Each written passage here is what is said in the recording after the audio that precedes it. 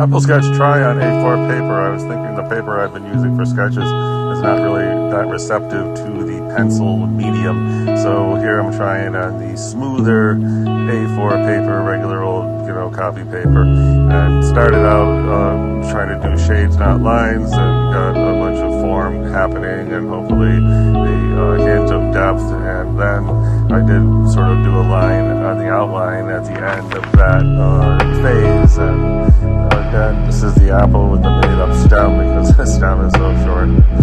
So I was drawing along and it was coming out half decent. I don't know if there's that much depth. We really want the front of the apple, the area closest to the viewer to be popping and say, hi, I'm in front, but I don't know if that actually happened. And so I just toiled away and, 45 minutes, and that's what I ended up with. Art fun, sketching an apple on A4 paper. Oh, and by the way,